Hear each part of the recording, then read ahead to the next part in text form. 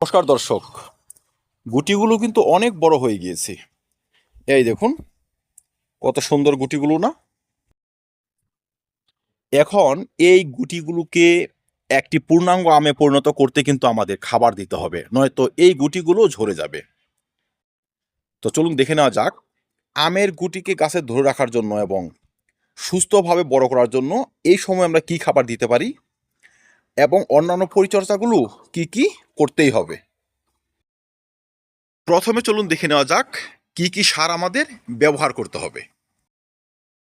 দর্শক, আমরা দুইভাবে খাবার ব্যবহার করব। কিছু খাবার টবের মাটিতে ব্যবহার করব আর কিছু খাবার গাছে স্প্রে করব। আসুন দেখে নেওয়া যাক প্রথমে কোন ধরনের খাবার মাটিতে ব্যবহার করব, কি কি থাকবে, কত পরিমাণে দেব। আমরা রাখবো গোবর সার। যাদের হাতে পর্যাপ্ত পরিমাণে গোবর সার নেই তারা ভার্মি কম্পোস্ট ব্যবহার করতে পারবেন, যে কোনো ব্র্যান্ডের ভার্মি কম্পোস্ট ব্যবহার করবেন। যাই হোক, আমার কাছে পর্যাপ্ত পরিমাণে গোবর সার রয়েছে। একটি 20 ইঞ্চি টবের জন্য যদি আমি খাবার প্রস্তুত করি, সেখানে আমি গোবর সার রাখবো অন্তত পক্ষে 2 থেকে 2.5 মুঠি। দেখুন একদম ঝুরঝুরে গোবর কিন্তু আমার রয়েছে, এগুলো 1 থেকে 1.5 বছর পুরনো গোবর। যাই হোক, 2 থেকে 2.5 মুঠি নিয়ে নেবেন। হাড় গরু আমাকে নিতে হবে অন্তত পক্ষে 20 গ্রাম। দেখুন, হাড় গরু বোন ডাস্ট, ফসফরাস এবং ক্যালসিয়ামের ভালো একটি সোর্স, যে কোনো ব্র্যান্ড আপনারা ব্যবহার করবেন। জৈব দানা অনুখাদ্য। দর্শক, সি উইড থেকে তৈরি জৈব দানা অনুখাদ্য আমি এটি অনলাইন থেকে কিনেছি। আপনারা অনলাইনে সার্চ করলে এমন বহু ব্র্যান্ড পেয়ে যাবেন, অবশ্যই কিনবেন। জৈব দানা অনুখাদ্য থাকবে মোটামুটি 10 গ্রাম। হিউমিক অ্যাসিড ব্যবহার করবেন 2 থেকে 2.5 গ্রাম। বোরন 20% নিয়ে নেবেন মাত্র 2 গ্রাম। ম্যাগনেসিয়াম সালফেট বা এপসম সল্ট নিয়ে নেবেন 5 গ্রাম। 005234 নিয়ে নেবেন 5 থেকে 7 গ্রাম। খোল 10 থেকে 15 গ্রাম এবং ডিমের খোসা নিয়ে নেব 10 থেকে 20 গ্রাম।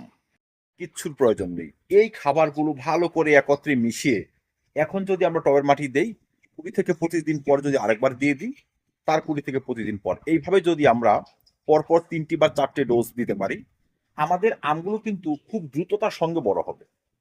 এবং অনেক সময় দেখবেন আমের ফল ফেটে যায়, এই যেই না একটু জলপাইয়ের সাইজ হয়ে গেল ফাটতে শুরু করলো। সেসব কিন্তু হয় বোরনের ঘাটতিতে, ক্যালসিয়ামের ঘাটতিতে এবং ম্যাগনেসিয়ামের ঘাটতিতে, বহু ক্ষেত্রে জিঙ্কের ঘাটতিতে হয়। তো দর্শক, সেই ধরনের সমস্যা কিন্তু আর আসবে না। ফল পচে যাওয়া ক্যালসিয়ামের ঘাটতিতে সেগুলো কিন্তু আসবে না। আর সবসময় একটি কথা খেয়াল রাখবেন, যখন প্রবলেম দেখবেন তখন খাবার ব্যবহারের থেকে একটু আগে ব্যবহার করা ভালো, যেন প্রবলেম না আসে। আমার এই টবটি 20 ইঞ্চি, এই টবে কিন্তু আমি খাবার ব্যবহার করব। দর্শক, খাবার ব্যবহারের নিয়ম হচ্ছে আপনি অনেকটা মাটি কুপিয়ে বা খুঁচিয়ে খাবার ব্যবহার করবেন না। ঘাস টাস মোটামুটি পরিষ্কার করে উপরের লেয়ারটা হালকা একটু খুঁচিয়ে, শিকড় না কেটে যদি খাবারে ব্যবহার করতে পারেন, সেই খাবার গাছ দ্রুত গ্রহণ করে। কারণ গাছের ফিডিং রুট থাকে উপরের দিকে, সেসব কেটে খাবার দিলে খাবার গ্রহণে অসুবিধা হয়। যাই হোক, এইভাবে খাবারটি দিয়ে মাটি চাপা দিয়ে দিন, দেখবেন আপনার গাছ সেই সমস্ত খাবার খুব দ্রুততার সঙ্গে গ্রহণ করতে শুরু করবে। এবার আসুন দেখি এই সময় আমরা কোন কোন খাবার বা কোন কোন উপাদান গাছে স্প্রে করব, যারা এই গুটিকে ধরে রাখবে এবং ভালো ফলনের গ্যারান্টি নিয়ে আসবে। প্রথমেই যে উপাদানটি আমাদের স্প্রে করতে হবে তার নাম হচ্ছে জিঙ্ক সালফেট বা সিলেটেড জিঙ্ক। 1 লিটার জলে মাত্র 1 গ্রাম জিঙ্ক সালফেট যদি আমরা এখন স্প্রে করতে পারি, 20 দিন পর আরেকবার স্প্রে করতে পারি, মাত্র 2টি ডোজই আমাদের গাছের চেহারা পাল্টে যাবে। পাতার রং, ফলের রং, ফলের কোয়ালিটি, গাছের সুস্থতা সম্পূর্ণ কিন্তু নিয়ন্ত্রণ করবে মাত্র 1 গ্রাম জিঙ্ক। যেই দিন আমরা টবের মাটিতে খাবার ব্যবহার করব, সেই দিন কিন্তু জিঙ্ক গাছে স্প্রেও করতে পারবো, কোনো সমস্যা হবে না। তবে অন্য খাবারের সঙ্গে মিশিয়ে জিঙ্ক ব্যবহার করবেন না, এক্সট্রাই ব্যবহার করবেন। আবার ইচ্ছে করলে এই জিঙ্ক গরু খাবার ব্যবহারের 5 থেকে 7 দিন পর টবের মাটিতেও দিতে পারেন, কিন্তু সঙ্গে মিশিয়ে দেবেন। খাবার ব্যবহার করে দিলাম, খাবার গাছে স্প্রেও করে দিলাম। এইবার আমাদের এমন দুটো স্প্রে সারতে হবে যারা গাছের সুস্থতা পোকার হাত থেকে, ছত্রাকের হাত থেকে গাছকে প্রোটেকশন দিয়ে যাবে। এদের মধ্যে একটি হচ্ছে এমিস্টার টপ। এই সময় এমিস্টার টপ ব্যবহারের চেষ্টা করবেন। এমিস্টার টপ ফল পচা রোধ করে, পাতা পচা রোধ করে, ফলকে গাছে ধরে থাকতে সহায়তা করে। মাত্র 1 গ্রাম বা 1 ml এমিস্টার টপ 1 লিটার জলে 15 দিনের ব্যবধানে 2বার স্প্রে করে দিলে যথেষ্ট। আমাদের ফলে দাগ চলে আসা, ফল পচে যাওয়া বা ফলের মধ্যে যে ছত্রাক জড়িত সমস্যাগুলো ফুটে ওঠা, পাতায় ফুটে ওঠা, সেসব আর উঠবে না। যদি আপনাদের কাছে এমিস্টার টপ একদমই না থাকে, আপনারা কার্বনডাজিম ম্যানকোজেব ছত্রাকনাশকও স্প্রে করতে পারবেন, যেমন স্প্রিন্ট, সাফ, ম্যানসাফ, এই ধরনের ব্র্যান্ড। সেসব যদি আপনারা ব্যবহার করেন 1 লিটার জলে 1.5 গ্রাম ব্যবহার করবেন। ছত্রাকনাশক ব্যবহারের সঙ্গে সঙ্গেই বা 2-1 দিন আগে বা পরে আমাদের কিন্তু কীটনাশকও স্প্রে করতে হবে। এই সময় গাছকে যদি ভালো করে একটু ঝাঁকিয়ে দেন, দেখবেন ফুপার পোকা সরসর করে চলে আসছে গাছ থেকে। এরা ঘাপটি মেরে গাছে বসে থাকে, মনে হবে খুব নিরীহ এক ধরনের পোকা, কিন্তু এরা আমের এবং আমের পাতার রস চুষে খেতে এক্সপার্ট। তাদের দমন করার জন্য আমরা ইমিডাক্লোরোপিড গ্রুপের কীটনাশক এখন স্প্রে করতে পারি। ইমিডাক্লোরোপিডের ছোট একটা পাউচ নিয়ে আসবেন, 2 গ্রাম, 7 থেকে 10 লিটার জলে গুলে সম্পূর্ণ বাগানে আপনি স্প্রে করে দিন। আজকে একবার স্প্রে করুন, 10 দিন পর আরেকবার, বা 7 দিন 8 দিন পর আরেকবার স্প্রে করে দিন। 2বার, বা সংক্রমণ যদি বেশি দেখেন, রোগের আক্রমণ বেশি দেখেন, পোকার আক্রমণ বেশি দেখেন, 3বার স্প্রে করে দেবেন। দেখবেন আপনাদের গাছগুলো ঝকঝকে থাকবে।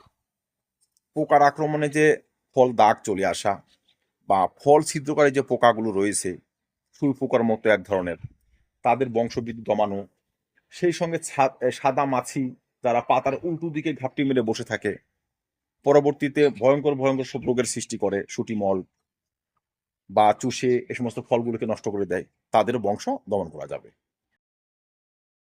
ইমিডাক্লোরোপিড গ্রুপের কীটনাশক যদি হাতে না থাকে, আপনারা প্রফিনাফস, সাইপারমেট্রিন কীটনাশকও স্প্রে করতে পারবেন।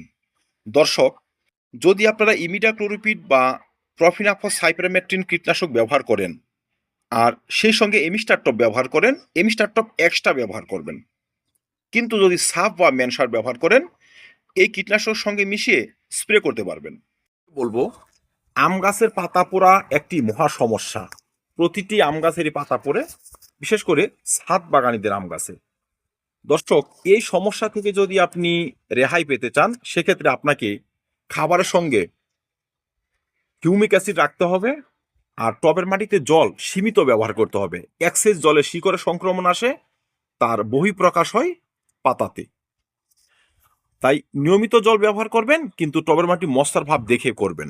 এক্সেস জল ব্যবহার করে শিকড়ে সংক্রমণ আনবেন না। আর কোনোভাবে যদি আমাদের গাছের পাতাগুলো পুড়তে শুরু করে, সেক্ষেত্রে আপনারা কি করবেন? সেক্ষেত্রে আমরা কি করব? 1 লিটার জলে 1 থেকে 1.5 গ্রাম ব্লাইটক্স গুলে টবের মাটিতে ব্যবহার করব। 15 দিনের ব্যবধানে 2বার যদি ব্যবহার করে দিতে পারি, তবে আমাদের পাতা পোড়া অনেক কমে আসবে। কারণ ব্লাইটক্স শিকড়ের সুস্থতা, শিকড়ে রোগের সংক্রমণ কমিয়ে নিয়ে আসবে। বহু ক্ষেত্রে পাতা পোড়ার সমস্যা কন্ট্রোল করা গেলেও আমের ফলগুলো হলুদ হয়ে যায়, পাতাগুলো হলুদ হয়ে যায়। সেসব হয় ম্যাগনেসিয়ামের ঘাটতিতে। আমরা যদি খাদ্যের মধ্যে অ্যাপসম সল্ট রাখতে পারি, সেই জন্য সমস্যা আসে না। আমার এই ফলগুলো দেখুন, গাঢ় সবুজ। যেই ফল গাঢ় সবুজ, সেই ফল কিন্তু ঝরবে না।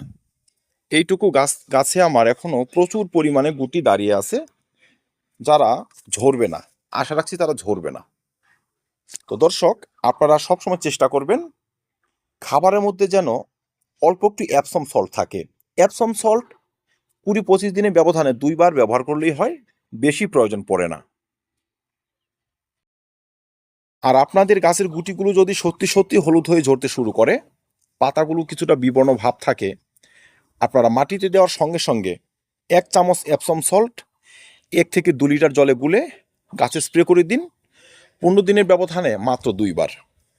গুটি সবুজ হয়ে আসবে, পাতা সবুজ হয়ে আসবে, গুটিগুলো গাছে দৃঢ়তার সঙ্গে লেগে থাকবে, আর আপনারা পেয়ে যাবেন বাম্পার আমের ফলন।